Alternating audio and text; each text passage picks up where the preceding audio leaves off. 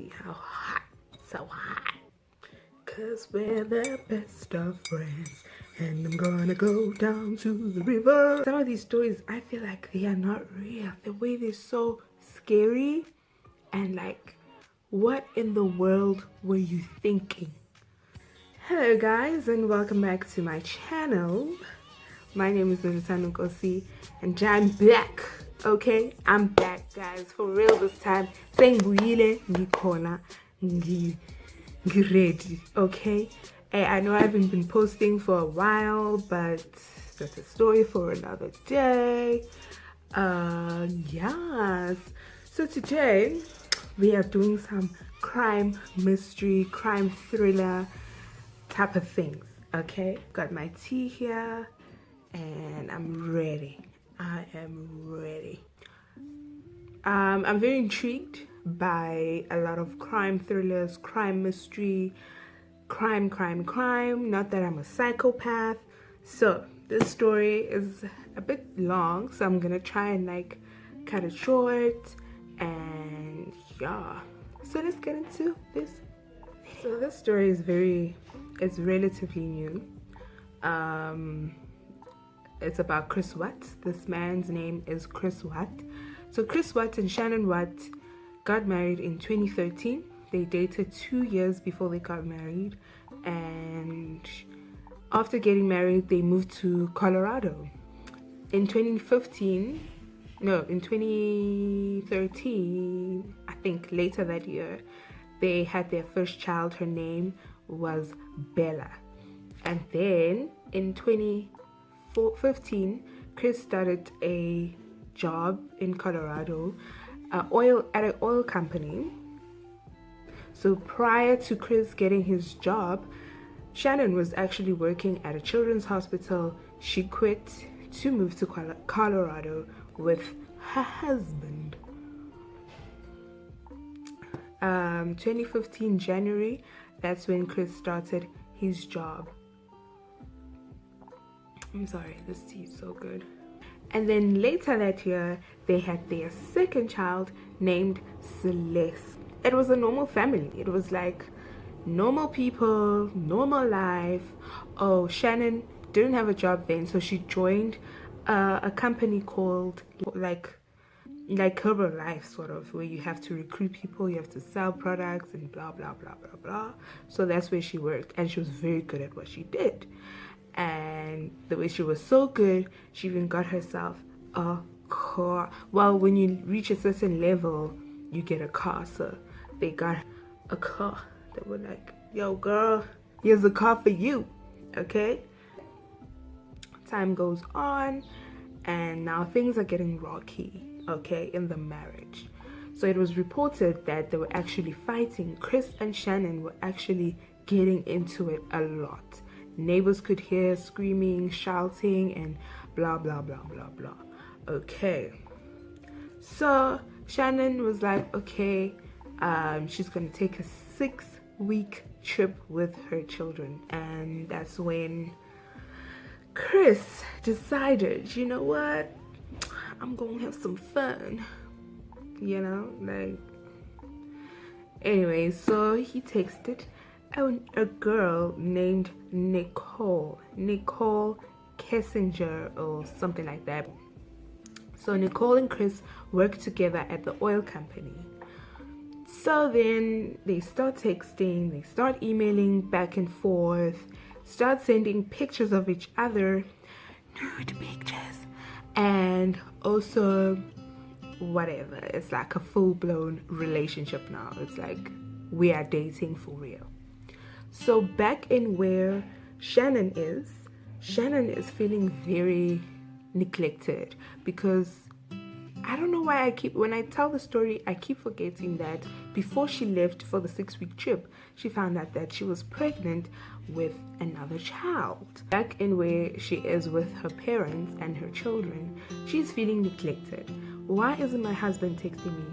Why isn't he calling me to check on how I am or the kids, or, you know, whatever? Just call me, just text me, like, come on, you know, come on. So she's trying to call, she's trying to text, she's trying to whatever, Chris is not badging, Chris is not texting back, Chris is not calling back, nothing. It's dead silence. So later on that evening, her phone pings. Your credit card is being used at a certain restaurant.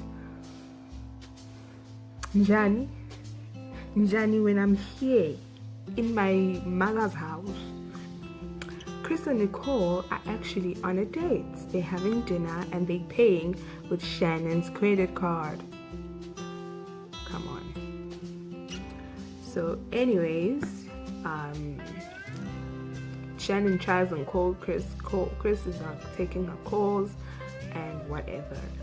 So anyways, the following morning, Chris calls Shannon back like, oh, I'm so sorry, babe. I've got so much pressure at work. I was so tired. So that's why I just slept. So Shannon feels like something is wrong. Something is off. So she texts her friends, her best friend. She said, oh no, Chris is so distant. He is not loving on me anymore. He's just not texting. He's not calling. He's just not himself. And her friends were reassuring that, no man, Chris loves you. Maybe it's the new baby. He's stressed. Pressure at work. Blah, blah, blah, blah, blah. Then Shannon is like, okay, whatever. And later on that day, Chris is like, yo, I want a divorce though. And I don't want this baby. Like, what do you mean? Shannon was so distraught. She was like, no, let's go for marriage counseling. Let's do something. Let's not give up. Chris was not budging at all. He was like, I'm good. It was reported after everything that Chris was actually Googling vacation spots. So Chris wanted to take Nicole on a vacation. So now Chris and Nicole are on this vacation and they are having the time of their lives. It's like so amazing. It's a vacation, you know, it's like it's vibes. They're taking pictures but they're not posting, so they took those pictures for themselves. Like 6 weeks is over and now it's time for Shannon and the kids to come back home. So they come back home and the following day Shannon actually had to go on a work trip with her friend Nicole. So now Nicole, the other woman, and this Nicole are two different people. So Nicole is Shannon's best friend, so we'll call this Nicole Nikki. Okay, so Nikki and Shannon are going on a business trip. Don't know where, didn't specify where, but they went on a business trip. And it was later reported that Shannon was actually very tired. She was very moody. She was not okay. She was not herself.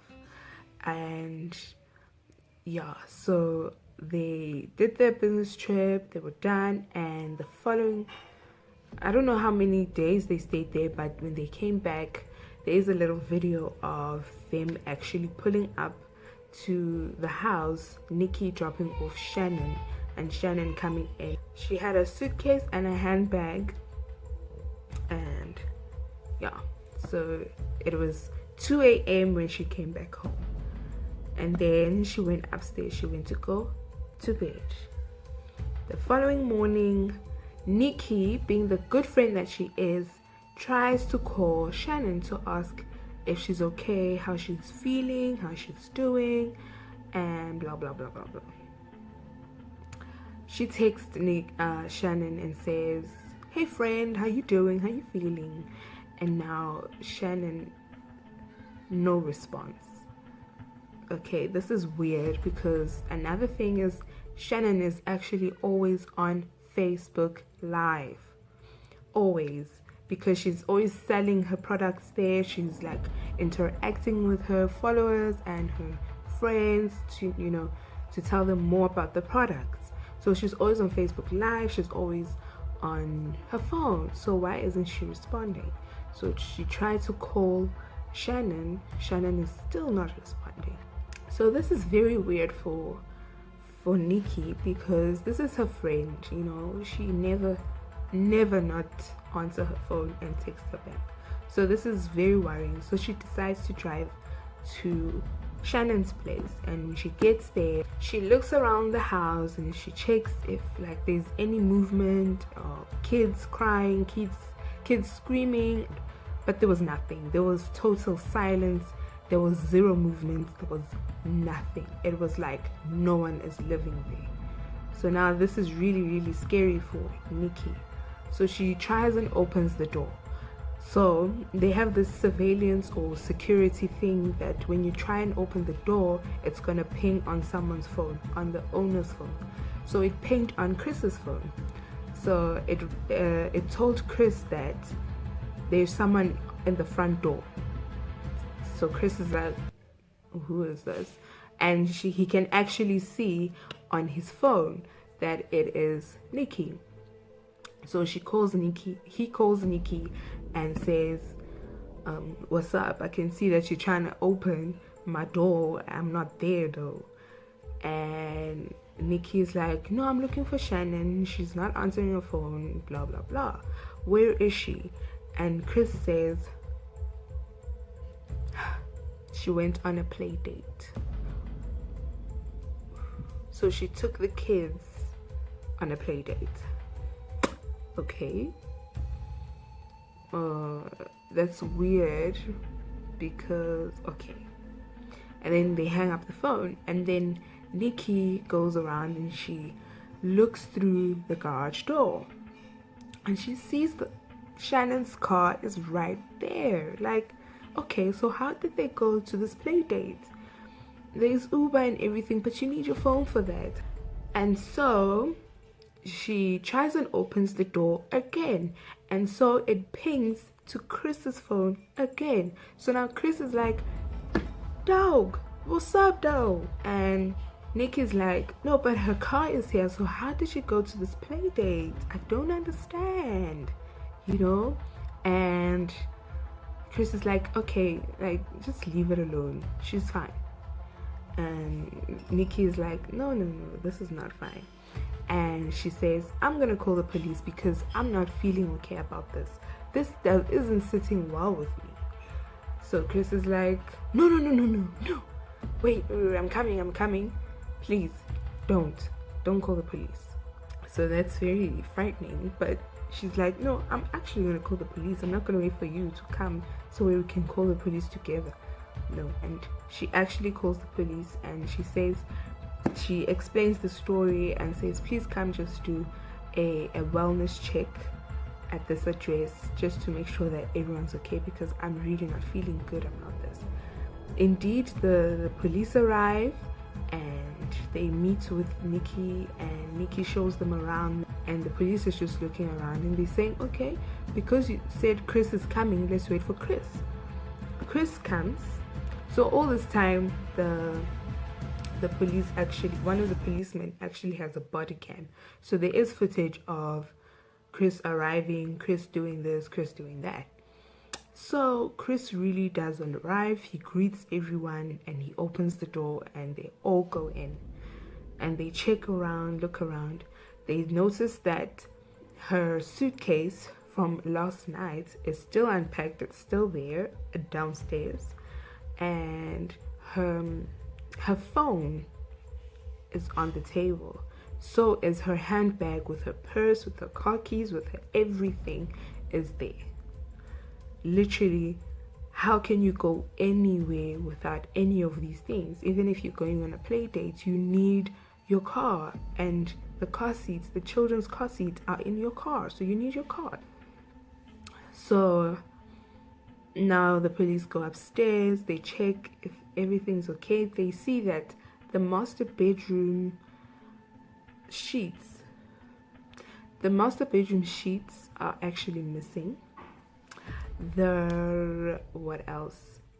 And the children's sheets in their room is missing. And this is very weird for the police. They asked, I don't know if they asked, but it was very weird for them. And then they went downstairs and they actually saw in the bin that there is the master bedroom sheet in the bin, folded in the bin. That's weird. And as they are just walking around, looking around. The neighbor comes in. As the neighbor comes in, he's like, okay, I think I might help with this because I actually have surveillance footage. Okay, so now this surveillance footage obviously covers the neighbor's house, but it can see the surrounding areas as well. So he thought maybe this would help, and then they all go next door to the neighbor's house to watch the surveillance footage. And as they're walking, they get there and they play the surveillance footage, and you can literally see Chris pulling up, reverse parking his car to the garage and taking 3 black bags out of the garage and putting it at the back of his van or pickup truck or whatever. Yeah. And as everyone is watching the surveillance footage, Chris is in panic mode, panicking. It's just, putting his hand over his head. He's just really scared.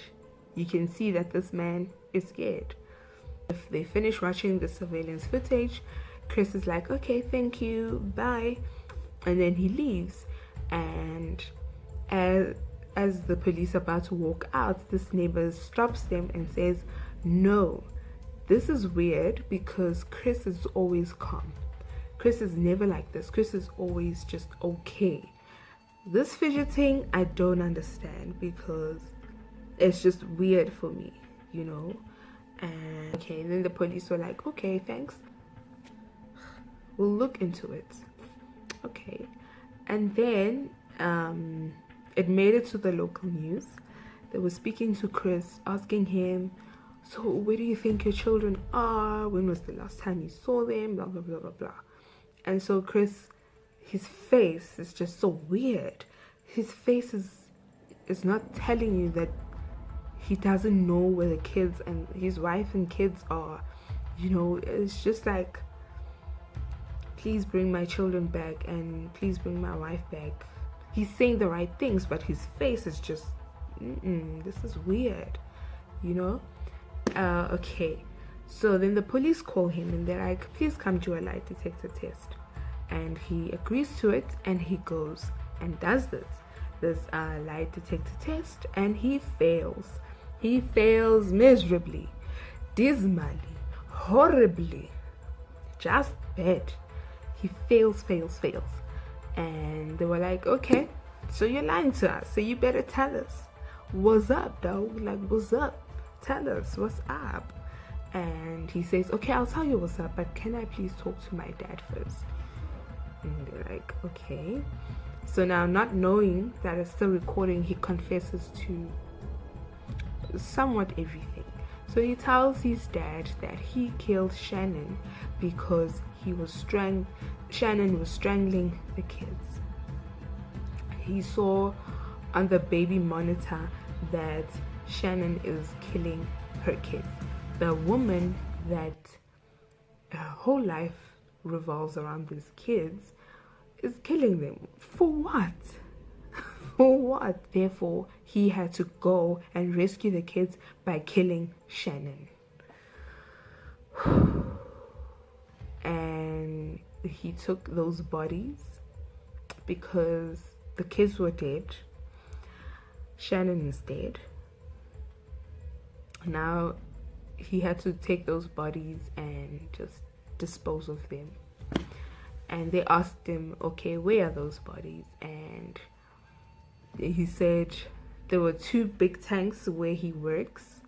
I'll insert a picture right here or right here, whatever. There were 2 big tanks, and that's where he puts his little girls. And he digged a shallow grave for Shannon, and that's where he buried his wife. And they went to go retrieve the bodies. Super sad.